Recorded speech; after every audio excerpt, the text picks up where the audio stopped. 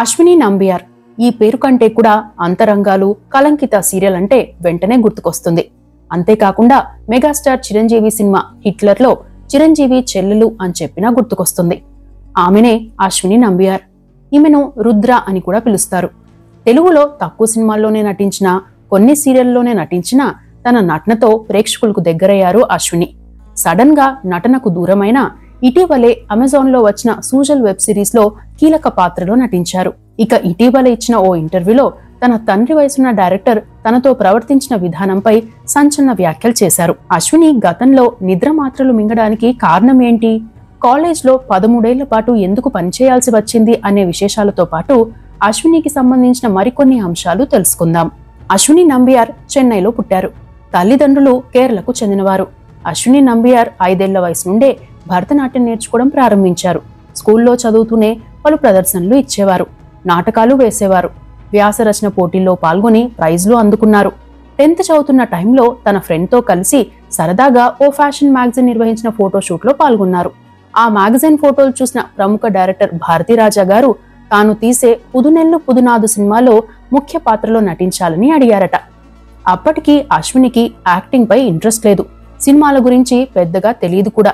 అంతేకాకుండా 10th పరీక్షలు రాసిన అశ్వినిని అంత చిన్న ఏజ్ లో సినిమాల్లోకి పంపించాలంటే పేరెంట్స్ భయపడ్డారు.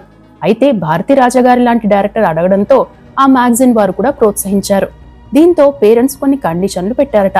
అలా ఆ ఒక్క సినిమాలో చేసి ఆపేద్దామని నటించారు అశ్విని.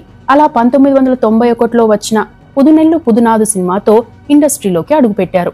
ఆ సినిమాలో రాహుల్, సుకన్య తదితరులు నటించారు. ఇక నటుడు నెపోలియన్ కి కూడా ఫస్ట్ సినిమా ఇదే. హీరో రాహుల్ గ్లామర్ క్వీన్ గా పేరున్న, తెలుగులో పలు సినిమాల్లో హీరోయిన్ గా చేసిన రాధ మరో హీరోయిన్ అంబికకు బ్రదర్ కూడా. ఆ సినిమా హిట్ అయింది. అలా తన తొలి సినిమాతోనే గుర్తింపు తెచ్చుకున్నారు అశ్విని. ఈ సినిమాలోనే ఓ ఘటన కూడా జరిగింది.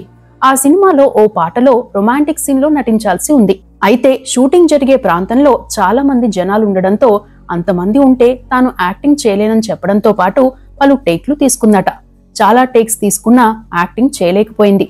చివరికి ఏడ్చేశారట. దీంతో భారతీరాజా గారు అక్కడున్న వారందరినీ పంపించేశారు. ఆమెతో పాటు సహనటుడు, డైరెక్టర్, కెమెరామెన్, ఆమె తల్లి మాత్రమే అక్కడ ఉన్నారట. అప్పుడు మాత్రమే నటించారు అశ్విని. ఈ మూవీ చేస్తున్నప్పుడే భారతీరాజా గారు అశ్విని నంబియార్ పేరును రుద్రగా మార్చారు. ఆయనకు ఆర్ అనే అక్షరం సెంటిమెంట్ గా ఉండేది. రాధ, రేవతి, రాధిక ఇలా ఆయన పరిచయం చేసిన హీరోయిన్లకు ఆర్ అనే అక్షరంతో మొదలయ్యే పేర్లనే పెట్టేవారు. ఆ క్రమంలోనే అశ్విని నంబియార్ కు రుద్ర అని పెట్టారు. ఆ సినిమా తరువాత Malayalam cinema post box number 27లో విజయ్ పాత్రలో నటించారు. పి అనిల్ డైరెక్షన్ లో వచ్చిన ఈ మూవీలో నటుడు ముఖేష్ ప్రియురాలిగా నటించారు అశ్విని. ఇదే మూవీలో సిద్దిక్, సుమా జయరాం తదితరులు నటించారు. మలయాళంలో ఆ ఏడాది అత్యధిక కలెక్షన్లు రాబట్టిన సినిమా కూడా అదే. అప్పటి నుండి మలయాళం ప్రేక్షకులకు రుద్రగా పరిచయమయ్యారు అశ్విని. ఆ సినిమా తర్వాత తమిళ మూవీ తూరత్తు సంతంలో నటించగా, మలయాళం మూవీ ఆయుష్కలంలో ముఖేష్, జయరాం తదితరులతో కలిసి నటించారు. ఇక కౌరవర్లో మమ్ముట్టి, విష్ణువర్ధన్తో కలిసి నటించిన అశ్వినికి స్టార్ యాక్ట్రెస్ గా గుర్తింపు వచ్చింది. ఆ తర్వాత మలయాళంలో వచ్చిన మణిచిత్ర తాళుల్లో నటించారు. ఫాజిల్ గారి డైరెక్షన్ లో వచ్చిన ఈ మూవీలో మోహన్ లాల్, సురేష్ గోపి, శోభన తదితరులు నటించారు. ఈ మూవీలో అశ్విని అల్లి పాత్రలో నటించారు. ఈ సినిమాలో అశ్విని నటించిన పాత్ర చిన్నదే అయినా ప్రాధాన్యమున్న పాత్ర కావడంతో ఆమెకు స్టార్ నటిగా గుర్తింపు తెచ్చింది. ఈ సినిమాకు గాను నటి శోభన ఉత్తమ నటిగా national award, 3 Kerala state film అవార్డులు అందుకున్నారు. అవే కాకుండా ఈ సినిమాకి వివిధ విభాగాల్లో దాదాపు 10 అవార్డులు వచ్చాయి. ఈ మూవీ తర్వాతి కాలంలో పలు భాషల్లో రీమేక్ అయింది. కన్నడలో అష్టమిత్రగా, తమిళంలో చంద్రముఖిగా, బెంగాల్లో రాజ్మహల్ గా, హిందీలో భూల్ భులయ్యగా కొన్ని మార్పులతో రీమేక్ చేశారు.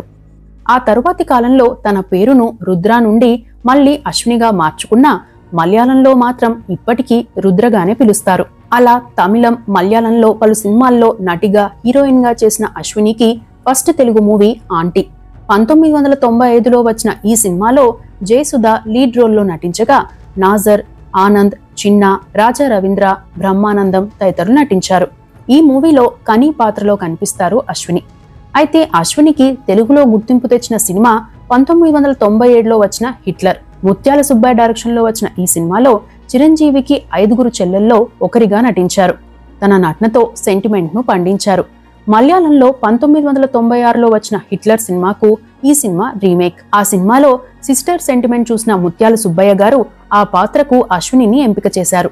ఆ తరువాత పెళ్లి చేసుకుందాం, పోలీస్ సినిమాల్లో నటించారు. తెలుగులో 4 సినిమాల్లోనే నటించిన అశ్విని మలయాళం, తమిళంలో దాదాపు 50 సినిమాల్లో నటించారు. అయితే అశ్వినికి హిట్లర్ సినిమా ఎంత గుర్తింపు తెచ్చిందో తెలుగు సీరియల్స్ అంతకంటే ఎక్కువ గుర్తింపు తెచ్చాయి. తన నటనతో ఏళ్ల తరబడి ప్రేక్షకులను ఆకట్టుకున్న రెండో తరం నటుల్లో అశ్విని కూడా ఒకరు. 1995లో ఓ వైపు సినిమాలు చేస్తూనే మరోవైపు సీరియల్స్ లోకి అడుగుపెట్టారు. రాధికా ప్రోత్సాహంతో రాడాన్ టీవీలో తొలి సీరియల్లో నటించారు. సింగిల్ ఎపిసోడ్స్ చేశారు. ఆ తర్వాత 1995లో తమిళంలో చెల్లం సీరియల్లో డైరెక్టర్ పాత్రలో నటించారు. ఇక తెలుగులో తన తొలి సీరియల్ అమ్మకానికో అమ్మాయి, ఆ తర్వాత అంతర్నేత్రంలో నటించారు. అయితే ఈటీవీలో టెలికాస్ట్ అయిన కలంకిత సీరియల్ మాత్రం ప్రేక్షకులు ఎప్పటికీ మర్చిపోలేరు. ఆ సీరియల్ టైటిల్ సాంగ్ కూడా చాలా ఆదరణ పొందింది. ఆ సీరియల్లో ఓ యువతి పడే ఇబ్బందులతో పాటు సమకాలీన పరిస్థితులు ఎలా ఉంటాయో కళ్లకు కట్టినట్టు చూపించారు. ఈ సీరియల్లో డ్యూయల్ రోల్లో నటించిన అశ్విని తన 2 పాత్రల్లోనూ ప్రేక్షకులను కంటతడి పెట్టించారు. ఆ తరువాత వచ్చిన తొలి రోజుల్లో సీరియల్లో నటించాక అంతరంగాలు సీరియల్తో తెలుగు ప్రేక్షకులకు మరింత దగ్గరయ్యారు. ఆ సీరియల్లో పద్మిని పాత్రలో నటించి మెప్పించారు. తెలుగు సీరియల్స్ లో టాప్ రేటింగ్ సాధించిన ఆ సీరియల్ కొన్నేళ్ల పాటు నడిచింది.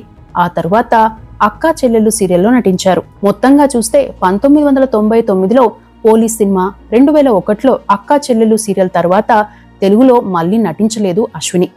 తమిళ సినిమాల్లో 2007లో నటించాక బ్రేక్ తీసుకున్నారు. మళ్లీ 2021లో నటించారు. ప్రస్తుతం ఓటీటీలో టెలికాస్ట్ అవుతున్న వెబ్ సిరీస్ సూజల్లో మాలతి పాత్రలో నటించి మెప్పించారు. మొత్తంగా చూస్తే 50కు పైగా సినిమాల్లో నటించగా దాదాపు 40 సీరియళ్లలో నటించారు.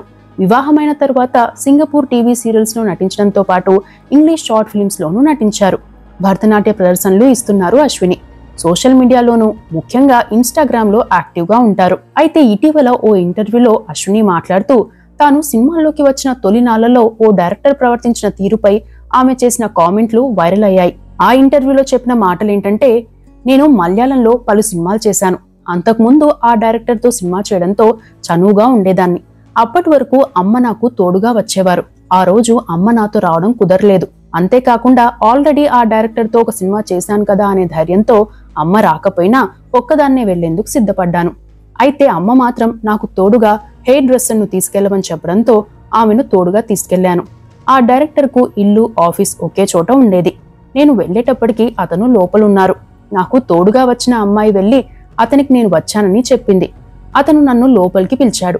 హెయిర్ డ్రెస్సర్ కి లోపలికి వచ్చే అవకాశం ఇవ్వలేదు. అప్పటికి అతను బెడ్రూమ్ లో ఉండి ఇటురా అని పిలిచాడు. అతడికి నా తండ్రి వయసు ఉంటుంది. నేను క్యాజువల్ గా పిలుస్తున్నాడేమోననుకుని వెళ్లాను. నేను వెళ్లగానే అసభ్యకరంగా తాకడం మొదలుపెట్టాడు. ఎలాగోలా బయటపడ్డా. కానీ బయటకు వచ్చేటప్పటికి నా పెదాలపై నవ్వు మాయమైంది. సరదాగా ఉండే నేను అలా ఉండడం చూసి నాతో వచ్చిన అమ్మాయి పలుమార్లు అడిగింది. అయితే నేను సమాధానం చెప్పలేదు. నేనేమైనా తప్పు చేశానా, నేనేమైనా ఛాన్స్ ఇచ్చానా అని ఆలోచించుకున్నాను. ఇంటికి వెళ్ళగానే నా ముఖం చూసిన అమ్మ ఏమైంది అని అడిగింది. అమ్మను చూడగానే నాకు ఏడుపు ఆగలేదు. విషయం చెప్పాను. అమ్మ కూడా బాధపడింది. తాను ఆ రోజు తనతో పాటు రాకపోవడం వల్లే ఇలా జరిగిందని అమ్మ కూడా ఏడ్చింది. అమ్మ అలా బాధపడ్డం చూసి నేను కూడా తట్టుకోలేకపోయాను. ఆ రోజు రాత్రి నిద్ర మాత్రలు మింగాను. వెంటనే నన్ను ఆసుపత్రిలో చేర్చడంతో బతికాను. అప్పుడే అమ్మ నాతో చాలాసేపు మాట్లాడింది. జరిగిన దాంట్లో నా తప్పేమీ లేదని అర్థమయ్యేలా చెప్పింది. అప్పుడు నేను ఆ ట్రామా నుండి బయటపడ్డాను. నేను నిద్ర మాత్రలు మింగడంతో అమ్మ కూడా తట్టుకోలేకపోయింది. నువ్వు లేనిదే బతకలేనని ఏడ్చేసింది. మరొకసారి అటువంటి తప్పు చేయనని నాతో మాట తీసుకుంది. అప్పటి నుండి నాకు నేనుగా ధైర్యంగా ఉండడం మొదలుపెట్టాను. అమ్మ కూడా నాకు తోడుగా వచ్చేవారు అని చెప్పారు అశ్విని.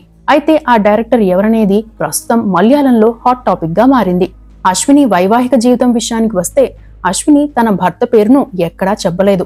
తన పర్సనల్ లైఫ్ లో పూర్తి ప్రైవసీ ఉండాలని కోరుకుంటారట. ఆమె భర్త సింగపూర్ సిటిజన్. 2001లో వీరికి వివాహమైంది. అప్పటి నుండి సింగపూర్లోనే ఉంటున్నారు. కాల్ షీట్స్ ని బట్టి ఇండియాకు వచ్చి షూటింగ్ కంప్లీట్ చేసుకుని వెళ్తారు. ప్రస్తుతం అశ్వినికి ఇంటర్ చదివే కుమార్తె ఉన్నారు. తన కుమార్తె చిన్న వయసులో ఉన్నప్పుడు తన అవసరం ఉంటుందని, అందుకే తాను ఫ్యామిలీకి ఎక్కువ సమయం కేటాయించానని, ఇప్పుడు తనకు తాను తన వ్యవహారాలు చూసుకోగలదని, అందుకే మళ్లీ యాక్టింగ్ కి ప్రాధాన్యం ఇస్తున్నానని చెప్పారు అశ్విని. భర్తతో కలిసి సింగపూర్ వెళ్ళాక అక్కడే మాస్టర్స్ పూర్తి చేశారు. 13 ఏళ్ల పాటు అక్కడి కాలేజ్లో లెక్చరర్ గా చేశారు. భరతనాట్యం ప్రదర్శనలు ఇచ్చేవారు. మరికొన్ని విషయాలకు వస్తే 1990లో పలు సినిమాల్లో 4-5 సినిమాలతో బిజీగా ఉండేవారు అశ్విని. అప్పట్లో ఒకే ప్రాంతంలో దగ్గరలోనే వివిధ సినిమాల షూటింగ్ ఉంటే గనుక తానే లొకేషన్లో డ్రెస్ చేంజ్ చేసుకుని కార్ డ్రైవ్ చేసుకుంటూ వెళ్లిపోయేవారట. తన కోసం సినిమా యూనిట్ వెయిట్ చేయకూడదని, తాను టైం వేస్ట్ చేయకూడదనే ఉద్దేశంతో అలా చేసేవారట అశ్విని. జెంటిల్మెన్ సినిమా కోసం మధుబాల చెల్లెలి పాత్రకు ఎంపిక చేశారు. అయితే షెడ్యూల్ కుదరక ఆ అవకాశాన్ని వదులుకున్నారు. ఆ సినిమాలో గౌతమ్ కంటే ముందు అశ్వినిని అడిగితే ఆ కాస్ట్యూమ్స్ తనకు నచ్చక రిజెక్ట్ చేశారు అశ్విని. ఇక సింగపూర్ కేంద్రంగా టెలికాస్ట్ అయిన డ్రామా సిరీస్ 128 సర్కిల్లో నటించారు అశ్విని. ఇవి అశ్విని నంబియార్కి సంబంధించిన విశేషాలు.